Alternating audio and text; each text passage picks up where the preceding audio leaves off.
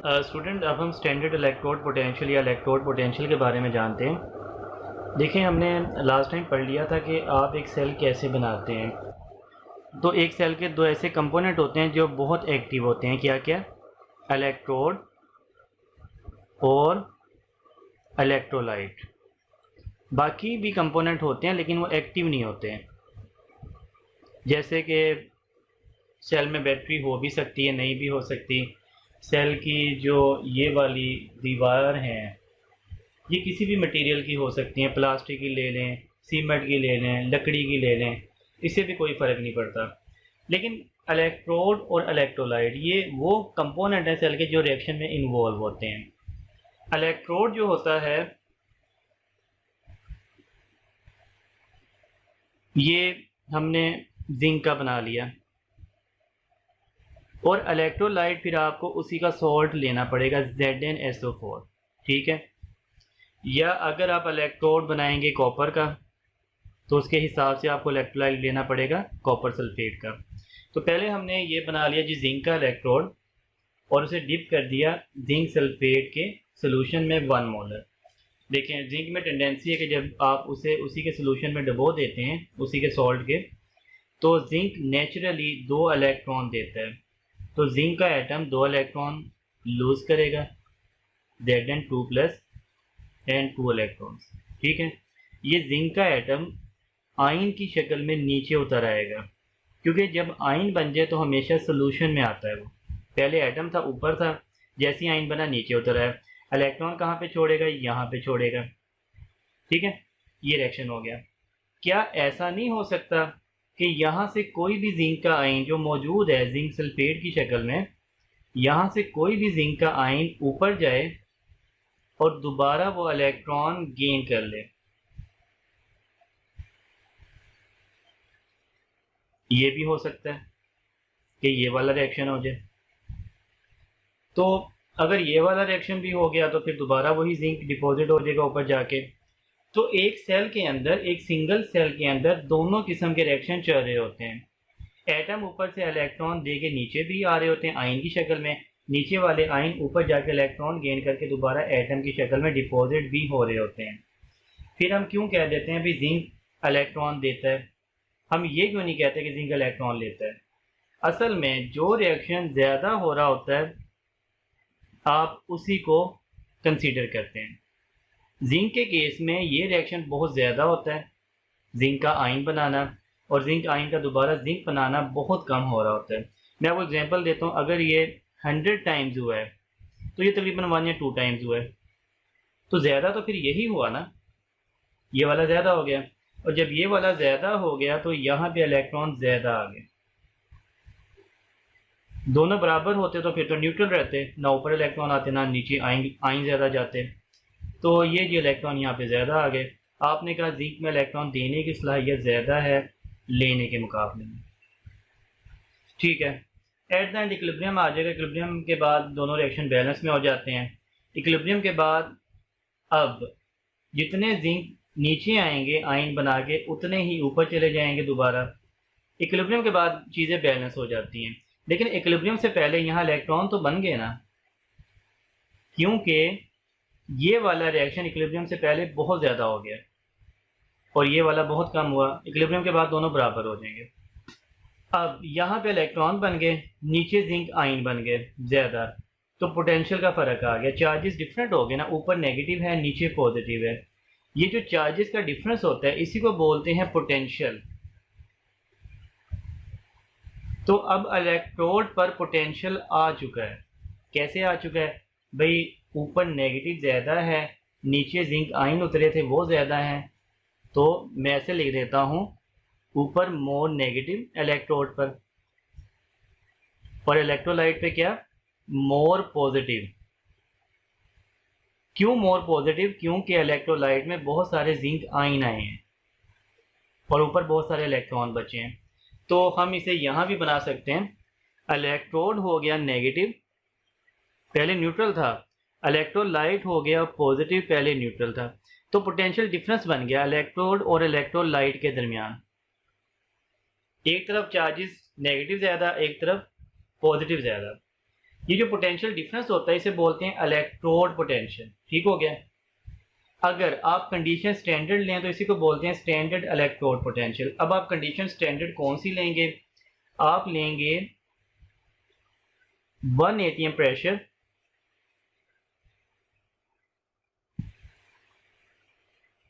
Temperature आप लेंगे 25 degree, और सोल्यूशन आप लेंगे 1 मोलर इलेक्ट्रोलाइट का। अगर आपकी स्टैंडर्ड कंडीशन होंगी तो इसी पोटेंशियल को स्टैंडर्ड इलेक्ट्रोड पोटेंशियल कहा जाएगा। ठीक है। ये जो इलेक्ट्रोड पोटेंशियल होता है इसे आप मेजर नहीं कर सकते। एक सेल पे कितना इलेक्ट्रोड पोटेंशियल है, कोई मेथड नहीं है इसे मेजर करने का जब तक आप इस सेल को किसी के साथ कनेक्ट नहीं करेंगे। ठीक है। कनेक्ट करेंगे तो इलेक्ट्रॉन यहाँ से फ्लो करेंगे, इलेक्ट्रॉन के फ्लो को आप मेजर कर सकते हैं। तो फिलहाल ये हमने पोटेंशियल तो डिस्कस कर लिया, लेकिन हम इसे मेजर करने के काबिल नहीं हैं। अब मैं आपको दूसरा सेल सिखाता हूँ। देखिए, दूसरे सेल में आपने कॉपर का इलेक्ट्रोड लिया और उसे कॉपर सल्फेट में डबो के इस तरह हैंग कर दिया कि कॉपर का जो ऊपर इलेक्ट्रोड में एटम मौजूद है ये कॉपर आयन बनाए, 2 इलेक्ट्रॉन ऊपर छोड़ें यहाँ पे और नीचे आयन की शक्ल में उतार आएँ Cu2+। At the same time ये भी हो सकता है कि नीचे वाले जो आयन्स हैं ये ऊपर जाएं, 2 इलेक्ट्रॉन गेन करें और ये एटम बना दें। कॉपर के केस में पहला रिएक्शन बहुत कम होता है और ये दूसरा रिएक्शन बहुत ज़्यादा होता है। अगर ये 100 टाइम्स हुआ है तो ये 1 या 2 टाइम्स होगा। तो अब के इस लिहाज से आपने चार्जेस बनाने हैं कि नीचे वाले आयन ऊपर जाके इलेक्ट्रॉन ले रहे हैं, और जब नीचे वाले आयन ऊपर जाके इलेक्ट्रॉन ले रहे हैं तो ऊपर क्या हो रहा है? इलेक्ट्रॉन्स की कमी, क्योंकि इलेक्ट्रॉन यूज़ हो रहे हैं। तो इलेक्ट्रॉन की कमी क्या होती है? पॉजिटिव। ऊपर बहुत ज़्यादा पॉजिटिव चार्ज आ जाएगा। भाई, आपके माइंड में क्वेश्चन आ सकता है कि यहाँ मेटल पे इलेक्ट्रॉन आए कहाँ से जो ये लिए जा रहे हैं? ये रिएक्शन तो बहुत कम हुआ है इलेक्ट्रॉन देने वाला, फिर मेटल पे कहाँ से इलेक्ट्रॉन आ गए? तो मेटल पे इलेक्ट्रॉन होते हैं मोबाइल। हर मेटल के पास एक्सेस इलेक्ट्रॉन होते हैं जो मोबाइल होते हैं। तो ये वाले उन मोबाइल इलेक्ट्रॉन्स को यूज़ कर सकते हैं। तो जब ये मोबाइल इलेक्ट्रॉन को यूज़ करेंगे इलेक्ट्रॉन की कमी होगी। इलेक्ट्रॉन की कमी होती है पॉजिटिव। ठीक है।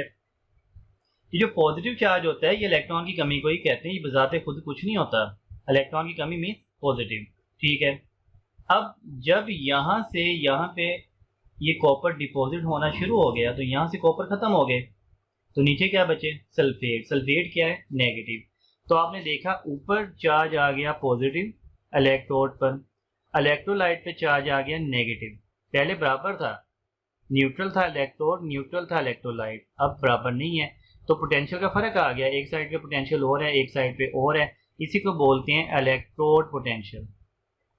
इलेक्ट्रोड पोटेंशियल कॉपर का, और अगर आप स्टैंडर्ड कंडीशन लगा देंगे तो इसे बोलेंगे स्टैंडर्ड इलेक्ट्रोड पोटेंशियल।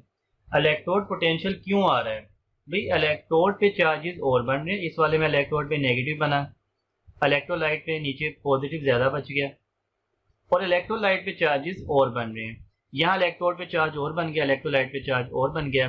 देखें, आप इलेक्ट्रोड और इलेक्ट्रोलाइट से तो सेल बनाते हैं,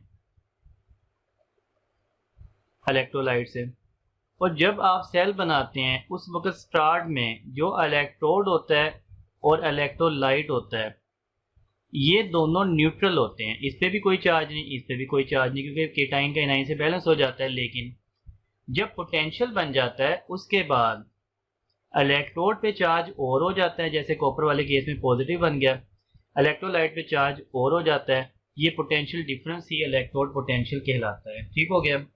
अब मैं आपको एक और सेल बताता हूँ जो जिंक और कॉपर के मुकाबले में थोड़ा सा डिफरेंट बिहेव करता है। वो है स्टैंडर्ड हाइड्रोजन इलेक्ट्रोड, SHE। अब देखें, ये जो स्टैंडर्ड हाइड्रोजन इलेक्ट्रोड है ये असल में प्लेटिनम फॉयल होती है। ये इस अंदाज में ये प्लेटिनम फॉयल है और इस पर प्लेटिनम ब्लैक का पेंट कर दिया जाता है ताकि उसका सरफेस एरिया थोड़ा सा ज़्यादा हो जाए। ये प्लेटिनम इलेक्ट्रोड है जो रिएक्शन को फैसिलिटेट करेगा, खुद रिएक्शन में हिस्सा नहीं लेगा। इसे आपने डिप करना होता है HCl सोल्यूशन में, 1 मोलर HCl आपने सोल्यूशन लिया और इसमें डिप कर दिया। HCl सोल्यूशन से क्या मतलब है कि इसमें बहुत सारे H आइन होंगे और बहुत सारे Cl आइंस होंगे। इसमें आपने ऊपर से हाइड्रोजन गैस को बबल करना होता है। यहाँ पे आपने हाइड्रोजन गैस को बबल करना है ताकि वो इस इलेक्ट्रोड तक पहुँच सके। 1 atm प्रेशर पे आपने इसे बबल करना है। ठीक है, ये इसकी कंस्ट्रक्शन थी। एक प्लेटिनम का इलेक्ट्रोड, आपने प्लेटिनम ब्लैक का पेंट कर दिया, इसे 1 मोलर HCl सोल्यूशन में डिप कर दिया, ऊपर से आपने मुसलसल हाइड्रोजन गैस को 1 atm प्रेशर पे इसमें बबल करना है। अब देखें, जब हाइड्रोजन ऊपर से नीचे प्लेटिनम पर आएगी तो हाइड्रोजन में सलाहियत होती है इलेक्ट्रॉन देने की। एक हाइड्रोजन एक इलेक्ट्रॉन देता है, और अगर H2 की शक्ल में हाइड्रोजन आएगी 2H प्लस 2 इलेक्ट्रॉन, तो हाइड्रोजन ऊपर से आई, उसने ऑक्सीडेशन की, इलेक्ट्रॉन दिए, H आइन की शक्ल में सोल्यूशन में उतर गए आइंस, और इलेक्ट्रॉन यहाँ पे बच गए प्लेटिनम के इलेक्ट्रोड पर। ठीक है, अब नीचे जैसे ही H आइंस को पता चलेगा कि ऊपर इलेक्ट्रॉन आए हैं, ये फ़ौरन उन इलेक्ट्रॉन को गेन करने के लिए जाएंगे। तो H आइन HCl वाले ऊपर गए, एक H आइन एक इलेक्ट्रॉन गेन करके एक H बना देता है। अगर 2 H आइन जाएंगे, 2 इलेक्ट्रॉन गेन करेंगे, 2 हाइड्रोजन बना देंगे। स्टैंडर्ड हाइड्रोजन इलेक्ट्रोड में ये दोनों रिएक्शन बराबर होते हैं, जितने ये हो रहे हैं उतने ही ये हो रहे हैं, क्योंकि ऊपर वाला भी हाइड्रोजन इलेक्ट्रॉन दे रहा है, नीचे वाला भी हाइड्रोजन इलेक्ट्रॉन ले रहा है। हाइड्रोजन में इलेक्ट्रॉन देने, इलेक्ट्रॉन लेने की बराबर सलाहियत है। जब दोनों रिएक्शन ही बराबर हो गए तो ये वाला इससे कैंसिल हो गया, ये वाला इससे, ये वाला इससे, यहाँ तो कुछ भी नहीं बचा, यहाँ पे 0 बचा। इस सेल पे कोई चार्जेस नहीं आएंगे, इसका पोटेंशियल है 0। देखें, अभी मैंने आपको 3 सेल पढ़ाया। पहले सेल में मैंने कहा ऊपर नेगेटिव आ जाएगा, नीचे पॉजिटिव बचेगा। क्यों? क्योंकि ये वाला रिएक्शन बहुत ज़्यादा हो रहा था, ये वाला रिएक्शन कम हो रहा था, तो इस लिहाज से इलेक्ट्रॉन का बनना ज़्यादा हो गया, इलेक्ट्रॉन का यूज़ होना कम हो गया, तो इलेक्ट्रॉन के बनने की वजह से ऊपर नेगेटिव आ गया। इस सेल में मैंने कहा कि ऊपर पॉजिटिव आ जाएगा। क्यों? क्योंकि ये रिएक्शन कम हो रहा था इलेक्ट्रॉन का देना, इलेक्ट्रॉन का गेन करना ज़्यादा हो रहा था। जब ऊपर से इलेक्ट्रॉन गेन किए गए, ऊपर आ गया पॉजिटिव। पोटेंशियल यहाँ भी बना, पोटेंशियल यहाँ भी बना। मैंने कहा इस इलेक्ट्रोड पे कोई चार्ज नहीं आएगा। क्यों? क्योंकि इलेक्ट्रॉन का देना और इलेक्ट्रॉन का लेना दोनों बराबर हो गए। ये कम ज़्यादा नहीं हुआ, बल्कि दोनों बराबर। बराबर होने से कैंसिल आउट हो गए, और जब कैंसिल आउट हो गए यहाँ कुछ नहीं बचा, इसका पोटेंशियल 0 है। तो मैंने आपको बताया इलेक्ट्रोड पोटेंशियल, इलेक्ट्रोड पे जो चार्ज आएगा, इलेक्ट्रोड पे चार्ज नेगेटिव भी आ सकता है, इलेक्ट्रोड पे चार्ज पॉजिटिव भी आ सकता है, और इलेक्ट्रोड पे चार्ज 0 भी आ सकता है। हमने तीनों केस देखे। जिंक वाले केस में इलेक्ट्रोड पे नेगेटिव है, कॉपर वाले केस में इलेक्ट्रोड पे पॉजिटिव है, और SHE स्टैंडर्ड हाइड्रोजन इलेक्ट्रोड वाले केस में इलेक्ट्रोड पे 0 चार्ज है।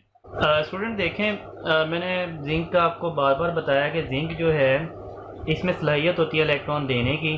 जिंक का एटम जैसे ही इलेक्ट्रॉन देगा तो आयन की शक्ल में नीचे आ जाएगा, तो इलेक्ट्रोलाइट में जिंक आयन बढ़ जाएंगे। जैसे जैसे ऊपर से नीचे आएंगे तो आप देखेंगे जिंक आयन बढ़ जाएंगे, और ऊपर क्या बचेंगे? इलेक्ट्रॉन।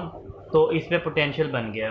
ऊपर वो चार्जेज हैं, इलेक्ट्रोलाइट में वो चार्जेज हैं। इस पोटेंशियल को इलेक्ट्रोड पोटेंशियल बोलते हैं। आप इसे मेजर नहीं कर सकते जब तक आप इसे किसी के साथ कनेक्ट ना करें।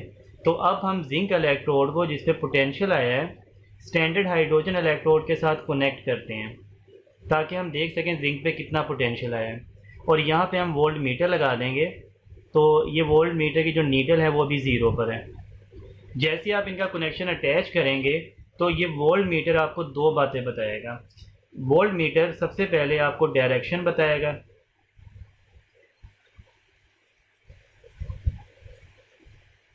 और इसके बाद ये वैल्यू बताएगा।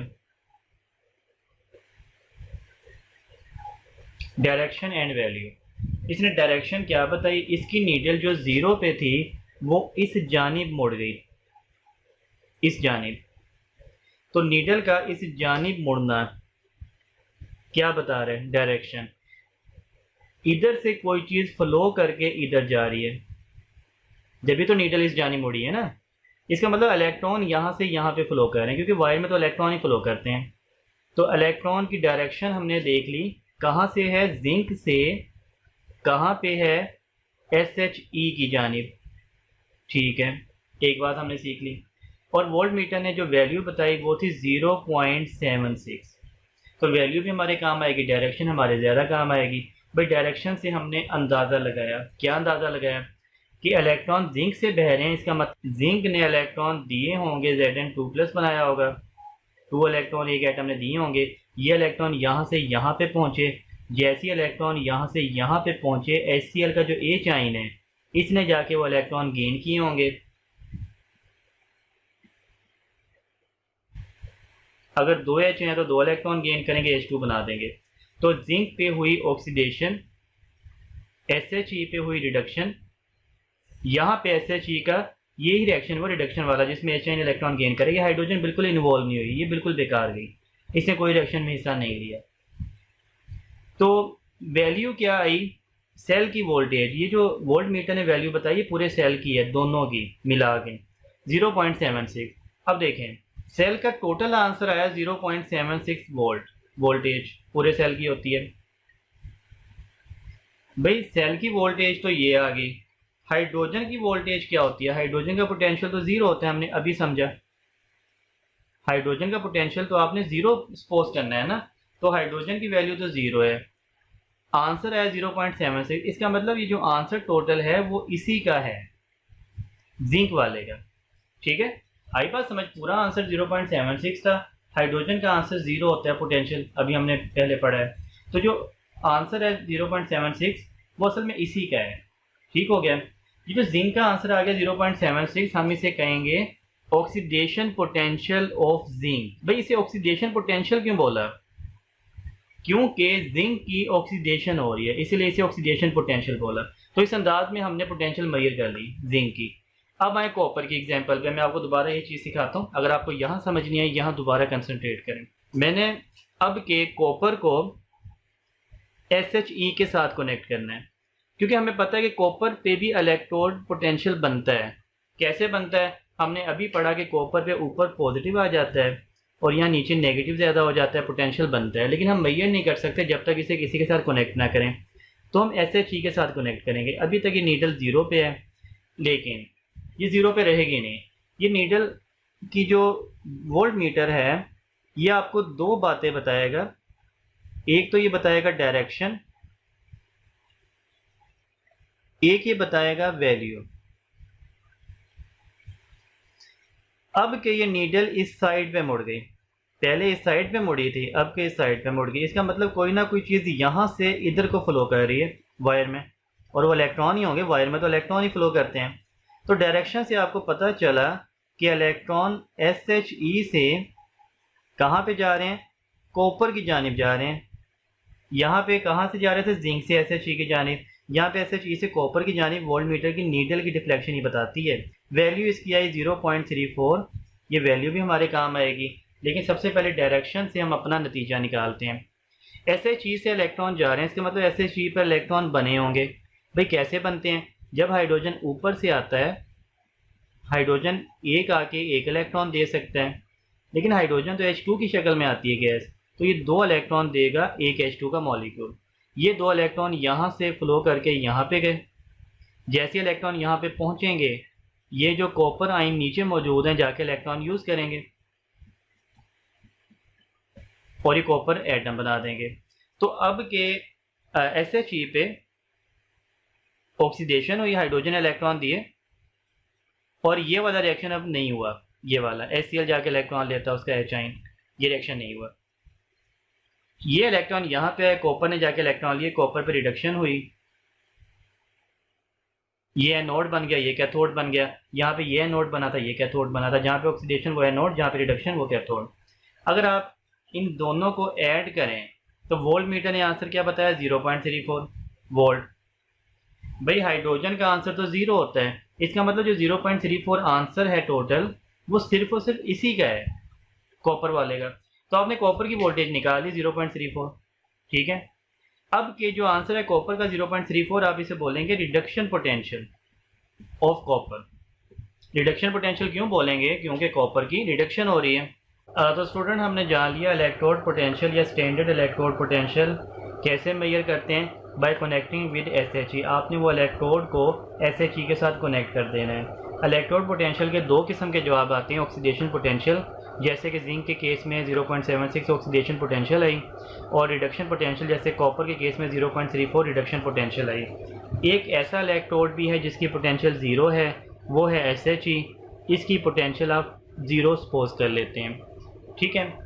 अब हमने देखा कि बाज़ केमिकल की ऑक्सीडेशन पोटेंशियल आएगी, बाज़ केमिकल की रिडक्शन पोटेंशियल आएगी, तो केमिकल को इस अंदाज में याद करना मुश्किल हो जाता है। किसी की ऑक्सीडेशन पोटेंशियल आप याद करें, किसी की रिडक्शन पोटेंशियल आप याद करें। तो साइंटिस्ट ने इसका हल निकाला। IUPAC ने ये रिकमेंड किया कि आप केमिकल्स को तमाम को रिडक्शन पोटेंशियल के हिसाब से लिख लें, रिडक्शन पोटेंशियल, ताकि उन्हें याद करना, उन्हें स्टडी करना आसान हो जाए। तो अब हम केमिकल्स को रिडक्शन पोटेंशियल के अंदाज में लिखते हैं। भाई कैसे लिखें? जिंक की तो ऑक्सीडेशन पोटेंशियल है, इस रिडक्शन के अंदाज में कैसे लिखें? तो जो जिंक का आंसर है आपने उसे माइनस में लिखना है। तो जो जिंक का आंसर है आपने उसे रिवर्स कर देना है। यहाँ पे क्या था, प्लस 0.76, आपने कर दिया माइनस 0.76 रिडक्शन पोटेंशियल में लिखने के लिए। ऐसे बहुत से आइटम आएंगे जिनके आंसर नेगेटिव आएंगे। फिर आप लिखेंगे हाइड्रोजन को जिसका आंसर है 0। हाइड्रोजन से नीचे आप उन एटम्स को लिखेंगे जिनका रिडक्शन पोटेंशियल पॉजिटिव है, जैसे कॉपर है, कॉपर का है रिडक्शन पोटेंशियल, तो आप वही लिखेंगे, इसका साइन रिवर्स नहीं करना। तो दोबारा देखें, जिनके जवाब ऑक्सीडेशन पोटेंशियल के हैं उनके साइन रिवर्स करके लिखने हैं, जिनका 0 है उन्हें सेंटर में लिखना है, और जिनका रिडक्शन पोटेंशियल के आंसर है उन्हें एज इट इज़ लिखना है। आपको मिलेगी एक लिस्ट। ये लिस्ट कैसे बनी?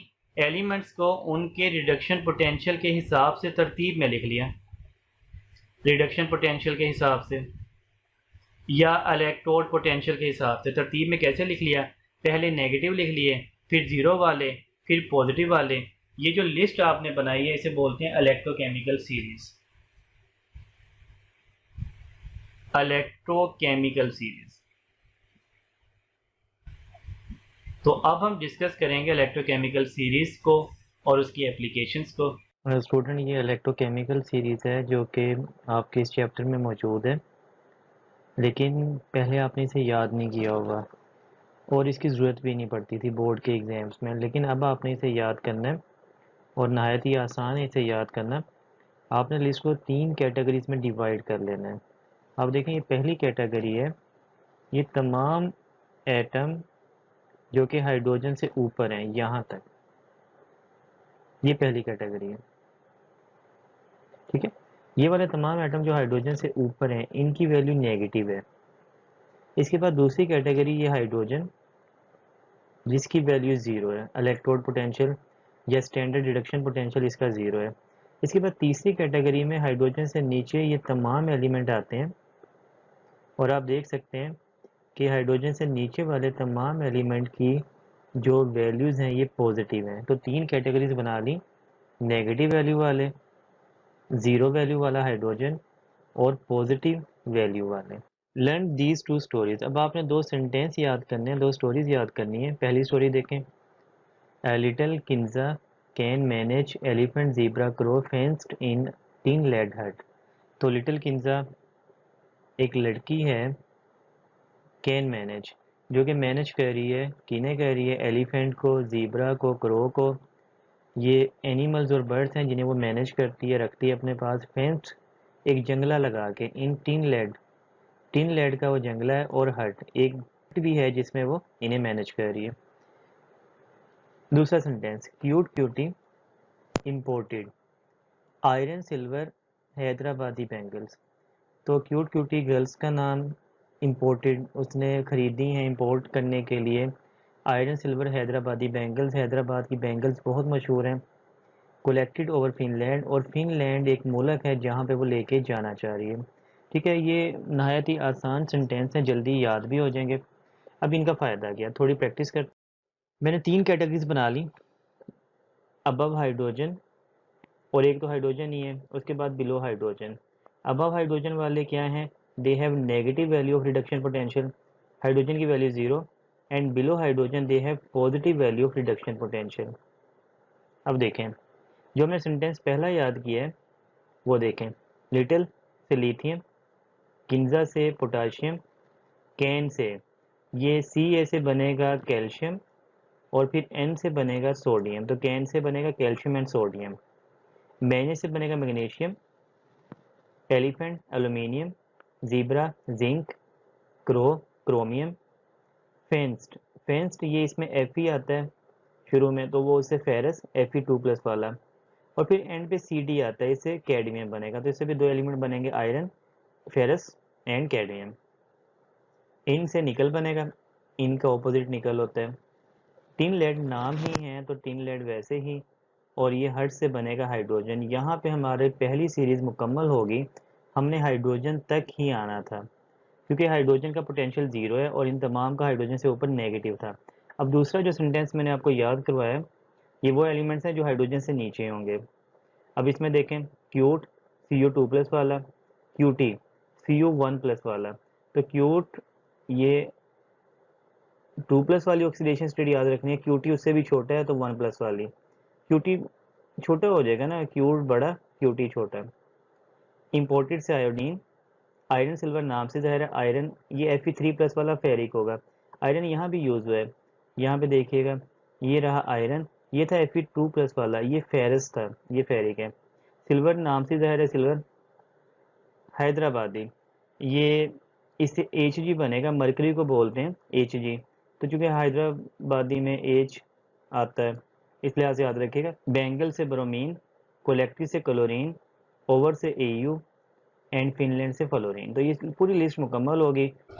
स्टूडेंट जब आप लिस्ट बना चुके हैं और याद कर चुके हैं तो हम देखते हैं कि आप लिस्ट को 3 कैटेगरीज में डिवाइड कर लेते हैं। हाइड्रोजन जिसका पोटेंशियल 0, बहुत से ऐसे केमिकल हैं जो हाइड्रोजन से ऊपर होंगे, इनका पोटेंशियल नेगेटिव है, या तो नेगेटिव वैल्यू बोला जाएगा या लो वैल्यू, क्योंकि नेगेटिव लो होती है, 0 से कम होती है।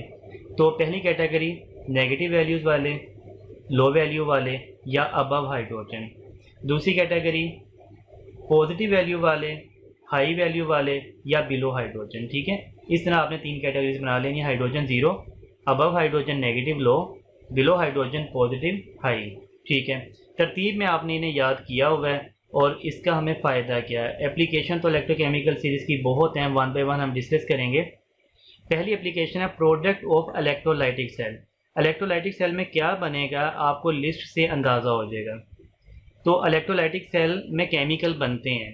इलेक्ट्रोलाइटिक सेल में जो एनोड होता है ना, एनोड पे चार्ज होता है पॉजिटिव, और जो कैथोड होता है, कैथोड पे चार्ज होता है नेगेटिव। ये माइंड में रखिएगा। अब हम डिस्कस करते हैं। इलेक्ट्रोलाइटिक सेल में 2 किस्म के यूज़ होते हैं, या तो फ्यूज्ड और मोल्टन पिघले हुए, या एक्वस सोल्यूशन। जब फ्यूज्ड या मोल्टन हो तो कोई इशू ही नहीं है, आप केमिकल देखेंगे आप बता देंगे क्या बनना है। मिसाल के तौर पर NaCl है, ये Na केटाइन, Cl एनाइन, तो भी केटाइन कहाँ पे जाएगा, सोडियम जाएगा कैथोड पे, और क्लोराइड जाएगा एनोड पे। तो आप खुद देख के बता दें, सोडियम जब कैथोड पे जाएगा तो क्या बनाएगा, सोडियम ही बनाएगा ना। क्लोराइड जब एनोड पे जाएगा क्या बनाएगा, क्लोरीन गैस। तो आपने वो केमिकल बनाने तो जो नेचुरल पाए जाते हैं नेचर में, तो क्लोराइड तो नहीं पाया जाता ना, क्लोरीन गैस ही पाई जाती है। तो इससे बनेगा सोडियम, इससे बनेगा क्लोरीन। KBr पे आ जाए, बनेगा पोटाशियम, इससे बनेगा ब्रोमीन। लेड ब्रोमाइड पे आ जाए, इससे क्या बनेगा, लेड मेटल, और इसे क्या बनेगा, ब्रोमीन। तो आपने देखा आप केमिकल को देख के ही बता देंगे। जो केटाइन होगा कैथोड पे जाया करेगा, एनाइन जो होगा वो एनोड पे जाया करेगा। प्रॉब्लम होता है एक्वस सोल्यूशन में। एक्वस सोल्यूशन में आपको लिस्ट की ज़रूरत पड़ती है। आप केमिकल देखें उसके नीचे एक्वस लिखा होगा AQ, इसका मतलब इसमें पानी है। हम पहली एग्जांपल से शुरू करते हैं, NaCl। NaCl से बनता है सोडियम और क्लोराइड। ठीक है, लेकिन भाई इसमें साथ में वाटर भी है, क्योंकि आपने वाटर में सोल्यूशन बनाया, और जो वाटर है इसमें होते हैं हाइड्रोजन आयन और हाइड्रोक्साइड आयन। तो अब 2 केटाइन का मुकाबला है जिन्होंने कैथोड पे जाना है, 2 एनाइन का मुकाबला है जिन्होंने एनोड पे जाना है। भाई अब क्या होगा, अब क्या बनेगा। तो बड़ा सिंपल सा केस है, केटाइन के केस में जो लिस्ट में नीचे होगा, बस ये आपने याद रखना है। लिस्ट आपने याद की, जो केटाइन लिस्ट में नीचे है वो कैथोड पे जाएगा और उससे केमिकल बनाना है। और एनाइन के केस में इससे भी आसान है, उसमें लिस्ट की ज़रूरत भी नहीं है। क्या, सबसे पहले हेलोजेंस को प्रेफर करना है, हेलोजेंस के बाद OH को प्रेफर करना है, OH के बाद किसी अदर आइन को, उसकी बारी ही नहीं आएगी क्योंकि वाटर में OH तो होते ही होते हैं, तो OH को प्रेफर करना है किसी भी और आइन से। जब आप हेलोजन को प्रेफर करेंगे तो हेलोजन से गैसें बनेगी, जैसे क्लोरीन है, ब्रोमीन है, फ्लोरीन या आयोडीन। जब आप OH को प्रेफर करेंगे, OH से हमेशा ऑक्सीजन बनानी है, तो आपको पता लग जाएगा एनोड पे क्या बनना है। देखें, प्रैक्टिस करते हैं।